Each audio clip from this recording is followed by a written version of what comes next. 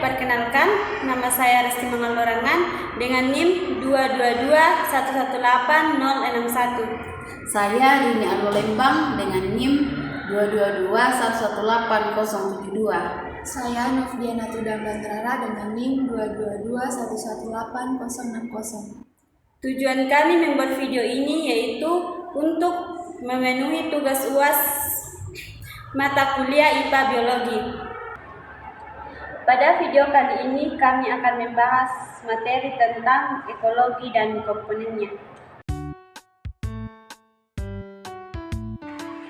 Pengertian ekologi menurut bahasa Yunani yaitu eikos berarti rumah, sedangkan logos berarti ilmu. Jadi, ekologi adalah ilmu pengetahuan tentang hubungan antara organisme atau makhluk hidup termasuk manusia dengan lingkungannya. Adapun ruang lingkup dalam ilmu ekologi yaitu merupakan bagian dari ilmu hayati atau ilmu biologi. Ruang lingkup ekologi dapat dijelaskan dengan melihat spektrum ilmu biologi yang menggambarkan aras-aras atau tingkatan organisme kehidupan biota seperti bagan berikut di bawah ini.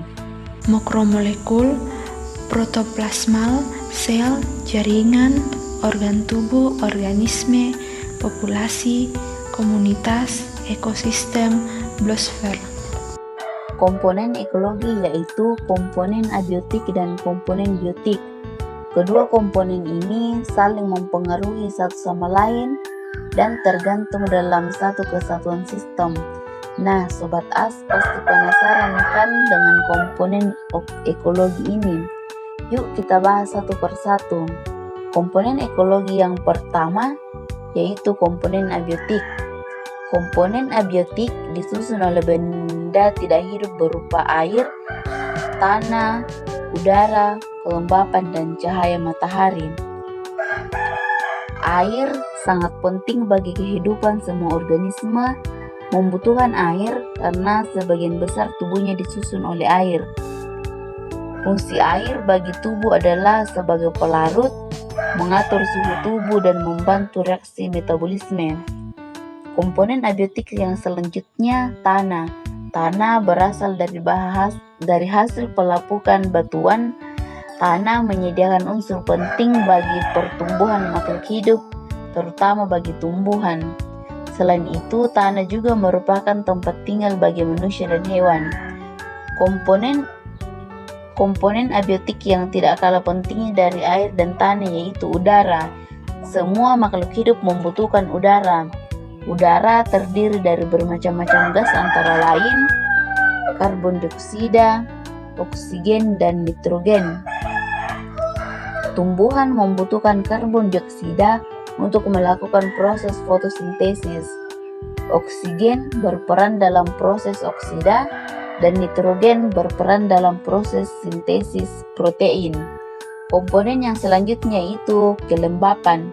Kelembapan merupakan salah satu komponen abiotik yang terdapat di udara dan tanah. Kelembapan menunjukkan jumlah kandungan uap air dan berperan untuk mencegah kekeringan pada organisme akibat penguapan. Komponen abiotik yang terakhir yaitu cahaya matahari. Selain sebagai sumber energi di bumi, cahaya matahari juga dibutuhkan oleh tumbuhan dan makhluk hidup autotrof lainnya untuk melakukan proses fotosintesis.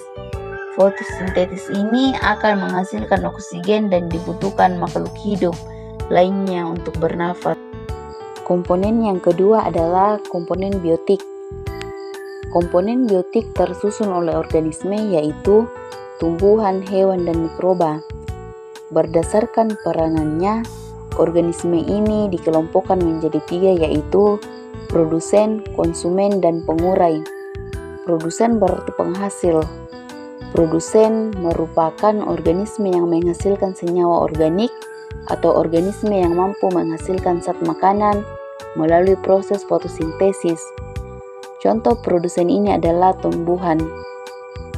Konsumen berarti pemakai yaitu kelompok organisme yang tidak dapat memproduksi makanannya sendiri. Seluruh konsumen secara langsung atau tidak langsung bergantung pada makanan yang dihasilkan oleh tumbuhan hijau dari konsumen. Contoh dari konsumen ini adalah manusia dan hewan. Berdasarkan jenis makanannya, konsumen dikelompokkan menjadi 3, yaitu herbivora, karnivora, dan omnivora. Komponen biotik yang terakhir yaitu dekomposer. Dekomposer atau pengurai merupakan komponen mikroba yang menguraikan senyawa organik seperti sisa-sisa tubuh hewan dan tumbuhan menjadi senyawa organik.